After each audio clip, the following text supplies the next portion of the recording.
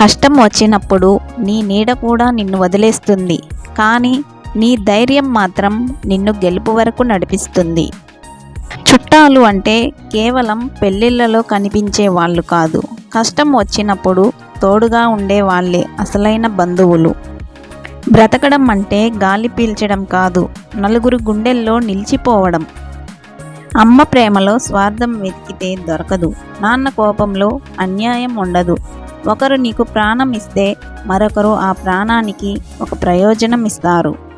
సంపాదించడం ఎలాగో చదువు నేర్పిస్తుంది, కానీ ఎలా బ్రతకాలో సంస్కారం మాత్రమే నేర్పిస్తుంది.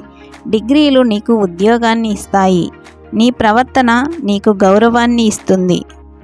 విజయం వచ్చినప్పుడు అందరూ నీ వాళ్ళే అంటారు, కానీ నువ్వు ఓడిపోయినప్పుడు మాత్రమే నీ వాళ్ళు ఎవరో నీకు అర్థం అవుతుంది. కన్నీళ్ళు అనేవి నీ బాధను బయటకు పంపుతాయి, కానీ కష్టం అనేది నీ బలాన్ని బయటకు తీస్తుంది. ఓటమి అనేది నీ ముగింపు కాదు, అది నీ తప్పులను సరిదిద్దుకోవడానికి కాలం ఇచ్చిన ఒక హెచ్చరిక.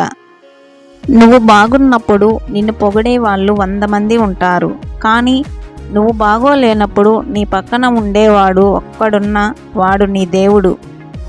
బంధువులు అంటే విందు భోజనానికి వచ్చేవాడు కాదు, నీ జీవితం విందులో ఉన్న విషాదంలో ఉన్న విడవకుండా తోడుండేవాడు.